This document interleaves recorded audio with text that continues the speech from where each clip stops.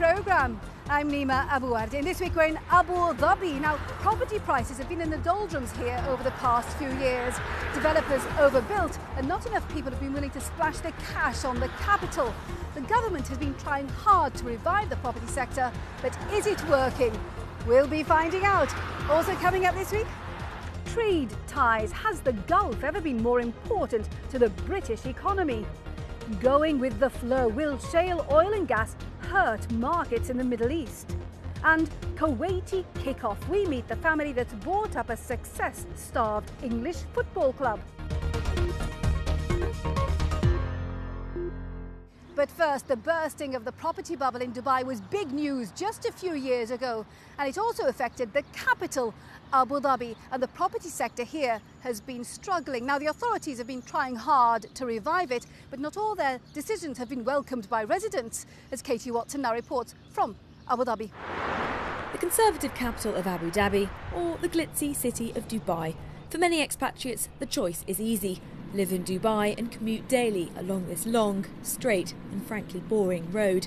Every morning it's estimated that around 20,000 people commute from Dubai to Abu Dhabi, a figure that's risen steadily in recent years.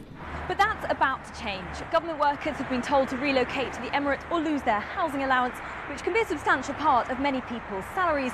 The reason? Well, authorities say that with so many people coming along the road from Dubai to Abu Dhabi every morning, these roads are getting congested. But it seems there's more to it than that.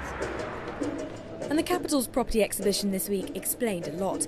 Experts say behind the move to make people relocate is a desire to see the huge supply of housing that's been built in recent years filled. Prices have fallen more than 60% from their peak 5 years ago, and some areas are still falling. But it's controversial. Perhaps unsurprisingly, nobody was willing to talk to me on camera about this. Government workers don't want to be seen criticising the authorities here. But from the many people I've spoken to, this is not a welcome decision. Whether you've got one half of a couple working in Dubai, perhaps property in Dubai too, and of course if you've got children in school, this is a big upheaval. But it's these families that Abu Dhabi wants to attract. There's an important momentum to get all the what we call soft services used: healthcare, schools, places, the malls and housing. So when you have a working population but everyone is resident elsewhere, that doesn't help create a community spirit. So I think it's more than just the real estate, and it's trying to bring some of the advantages that living and working in Abu Dhabi will come. The key weakness of the argument, though, is pricing. Abu Dhabi is still relatively expensive compared with Dubai, and so until they come into equilibrium, there's going to be an issue there. Prices in Dubai are rising fast, and with more and more towers still being built here in Abu Dhabi, depressing prices, that equilibrium may not be that far off. For Gurjit, who works for one of Abu Dhabi's biggest property developers, which has faced a tough few years, he says that he's seen some pickup since the government directive. Certainly there is an increased interest in people relocating to Abu Dhabi. We have seen that in some of our developments. And the competitive pricing that we are seeing in Abu Dhabi is also attracting people back here. I think it's also very important to understand that the developers are creating communities which are getting very attractive for people to come back. So it is a healthy trend, but I think it will take some time before you see a complete reversal. But certainly the policy is going to create some reversal, yes. Government workers have until after the summer to make the move. So until then, this road will be busy, transporting people back to Dubai after a long day's work. Katie Watson reporting there. Now, while a strong recovery is still a way off here in Abu Dhabi, the picture is very different in Dubai. Take a look at this video filmed last weekend as people queued up to snap up the latest in luxury real estate in Dubai.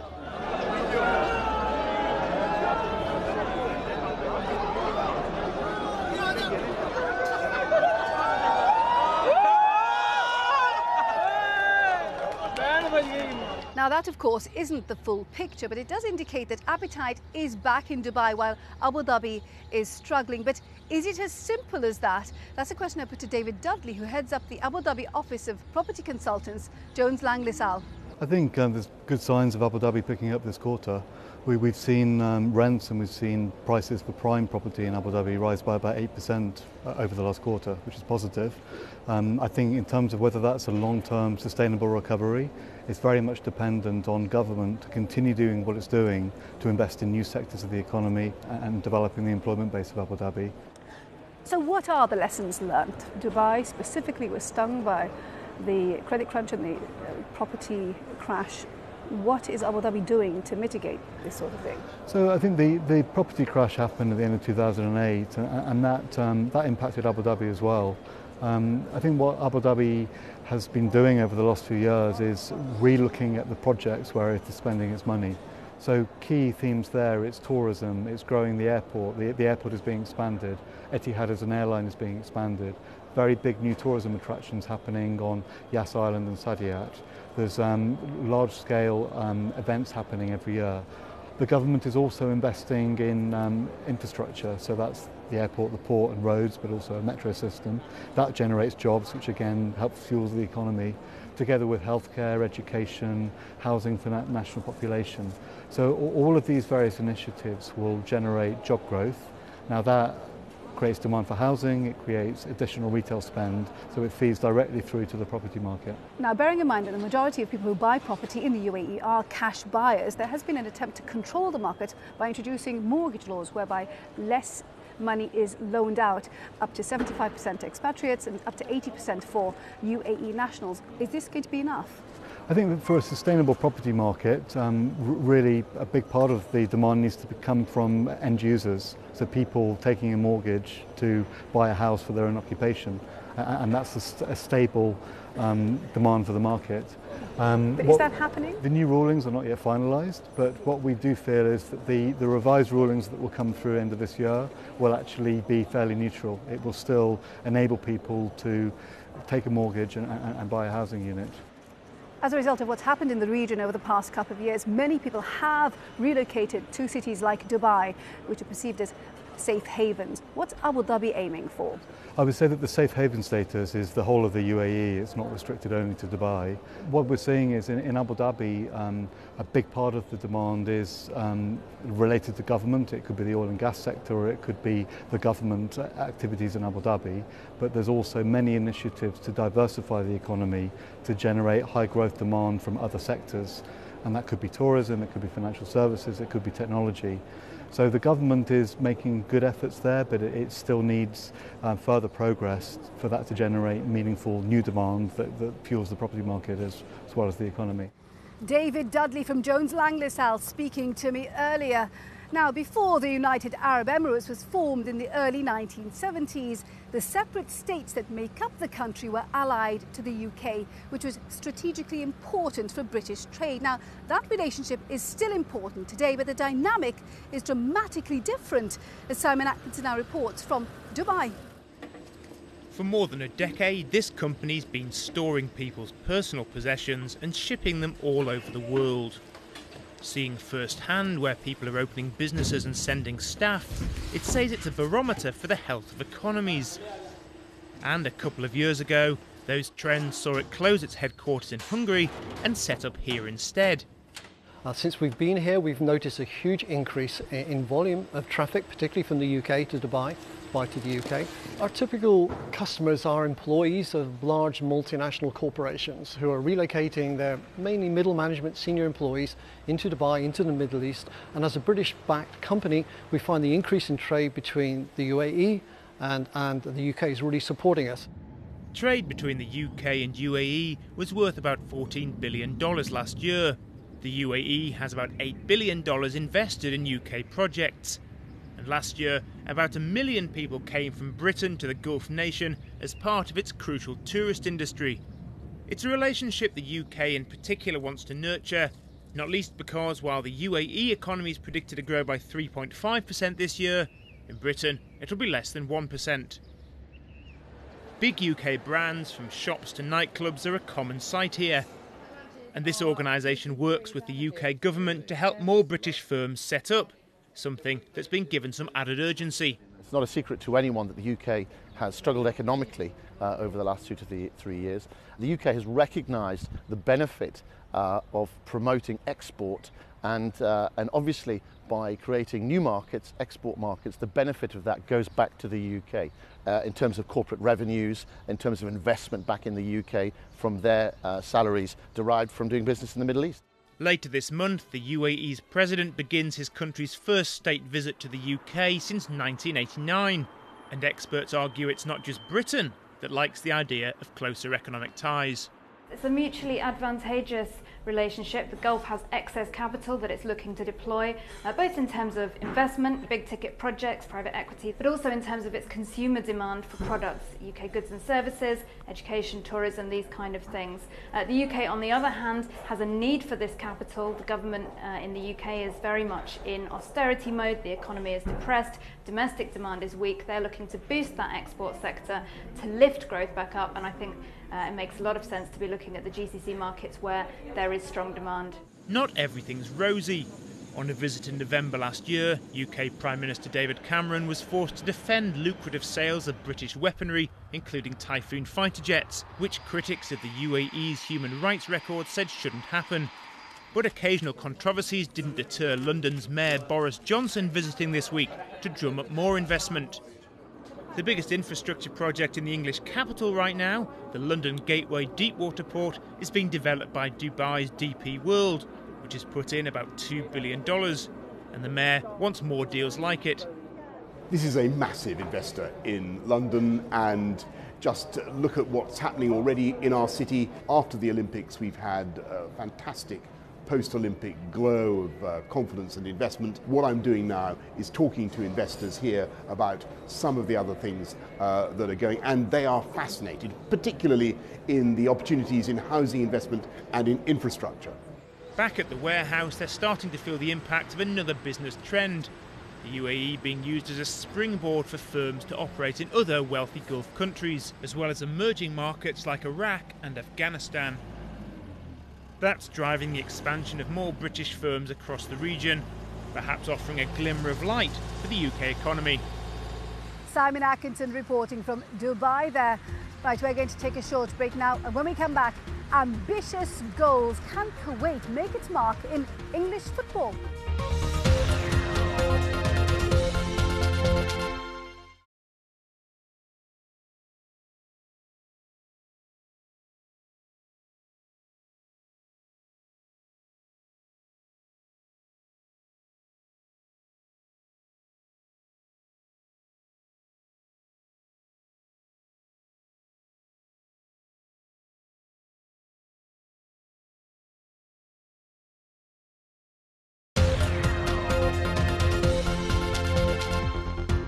Welcome back to the programme. I'm Nima Abuarde. Shale energy, where oil and gas is extracted by pumping water and chemicals into the ground, then drilling, is changing the energy industry.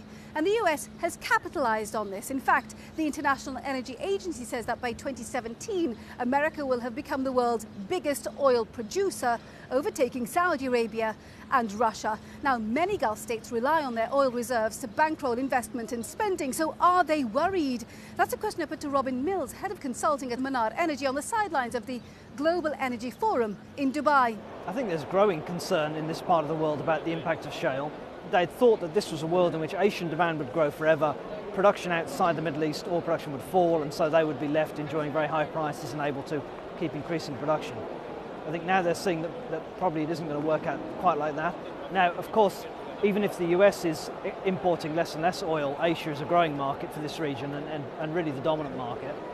But still there is a concern, of course, that more oil in the market generally means that oil prices may fall from where they are now, and this region may not be able to expand its exports and enjoy higher prices as it has done over the past 10 years. I don't think they're expecting a price crash, but they probably are expecting a world in which prices are a bit lower and in which they can't keep increasing production a lot because there simply isn't a market for it.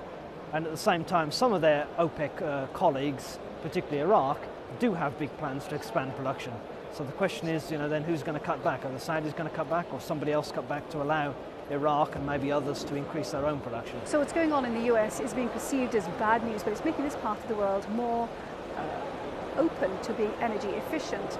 Now, the Gulf, in fact, consumes a lot of energy. It needs a lot. Yeah, there are these projections that Saudi Arabia would become a net importer of oil, but I mean, those are kind of simplistic extrapolations. And obviously that isn't going to happen. And rising consumption is an issue for the Saudis and for some other countries in this region. Probably a more pressing issue for them is the shortage of gas that they have.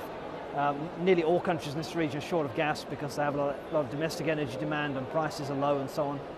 And these countries are tending to look more and more to the new arrival of shale gas and other kinds of unconventional gas as a possible solution, whether they're going to produce their own shale gas or whether they're maybe going to import shale gas that's produced elsewhere. So I think the shale boom is kind of a negative for this region in oil, but potentially a positive in gas. And so how are behaviours changing? How are governments getting companies being able to change? Well, in the past, in the Gulf, when gas prices were low, nothing else could compete. You know, forget solar, forget nuclear. What we see now is the gas prices are going to have to rise quite a bit to make shale gas or imported gas economic. Then you're getting to the range where solar and nuclear power become about competitive. Maybe gas is a bit cheaper, but it's much more comparable.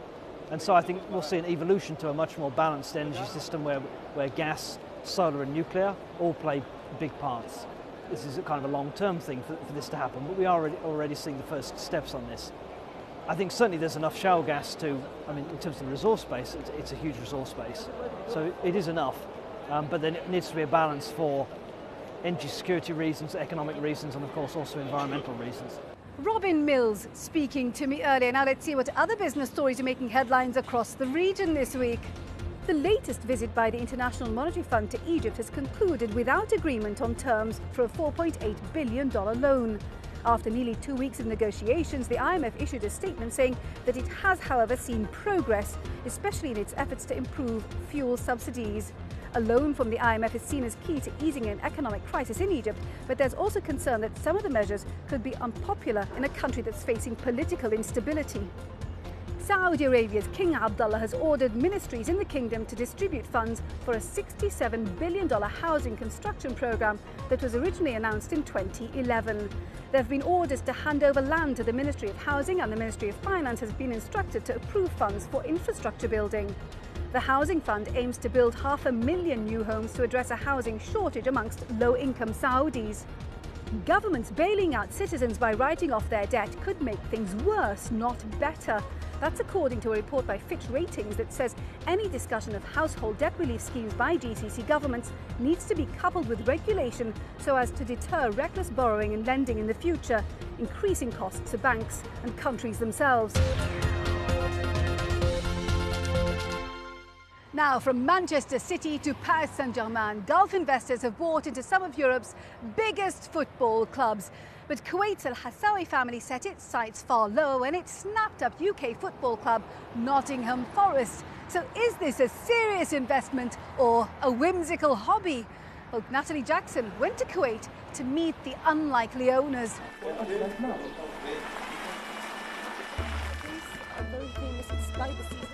Fawaz Al Hassawi grew up in a palace. Good morning, very good. How are you? Yeah, how are you? Okay. This is your family home? Yeah. His other city residence is full of marble, gold, designer furniture and hallmarks of the English game. This is Bobby Moore with the World Cup in 1966, and I hope England will win again because I am a big fan of England national team. A Kuwaiti property tycoon, he collects sports cars. His personal wealth unquantifiable. Please don't take them. He's also a proud brother, husband and father of 3. I'm fascinated by Fawaz Al Hassawi's story. Why would a wealthy, aristocratic man who's treated like a king in his home country buy Nottingham Forest? We came to Kuwait to find out more about the plans for this Middle East investment in English football. First stop was the Kuwaiti Nottingham Forest Academy. It opened 3 months ago. Around 100 children have signed up. You will have 2 or 3 players from this academy. They will be a very good player for the future for Nottingham Forest. You never know, maybe, but we will sign them only for Nottingham Forest, nobody else. I'm jealous always of football because, you know, it takes him away from us. But it's a passion and it's a hobby for him. He loves football. And football for us is like 4th child. I have 3 kids and football for Fawaz is his 4th child. He and his family say it's been harder than expected being owners of an English club.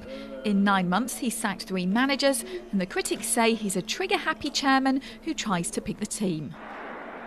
Late at night, we drive through the streets of Kuwait City to go and meet the head of his family, his brother and fellow Nottingham Forest owner, Abdul Aziz. And the main focus now is to take the team into the next level or the next stage, which is the Premiership. If we do make it, we are going to redevelop the stadium, we are going to reinforce our side. Nottingham Forest is just becoming a big thing in Kuwait, and everybody wants to be a part of it. Everybody is you know, like following. Your husband could have bought Real Madrid, Barcelona and Manchester United all together. Why Nottingham Forest? As I told you, he has this love for Nottingham Forest, and Fawaz in love with history. When he was reading about it all the time and convincing us about it, he keeps saying that, I want a club with a history. For people who say Nottingham Forest is a rich man's toy for Fawaz, what would you say about that? Of course, I'll say, of course, a big no for that. You know, Fawaz is, as you see, it's not about the money. He's investing in a place he wants to do history. One of our final visits was to the National Football Stadium. Fawaz is well respected in his home country by the Kuwaiti team. Here, like on the rest of the trip, he talked endlessly about football with Billy Davis, Nottingham Forest's 4th manager under his ownership. Actually, Fawaz is no different from any other chairman of a club, owner of a football club. This is a results-driven business. I must admit, I did laugh when I heard about the Premier League and I heard about taking Forest back to the world stage again. I'm not laughing anymore. Fawaz, his name in Arabic means the winner. The winner. So he's, you know, he's aiming always to be the winner.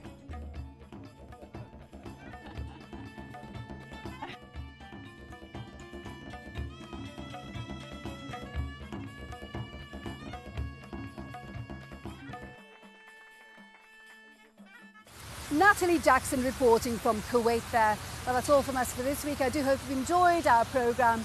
Before we go, let's see how the region's main markets perform. Now, remember, we'd love to hear from you. Our email address is middleeastbiz@bbc.co.uk. And you can go to Twitter and Facebook for our latest photos and news from our teams across the world. Now, next week, we're in Israel, taking a look at a little-known industry. The country is going through something of a brewing revolution with dozens of microbreweries opening up across Tel Aviv and beyond. But can they take on the international producers in the country's bars and restaurants? Until then, from me, Nima Abuarte, and the rest of the team, thank you for watching. Bye-bye.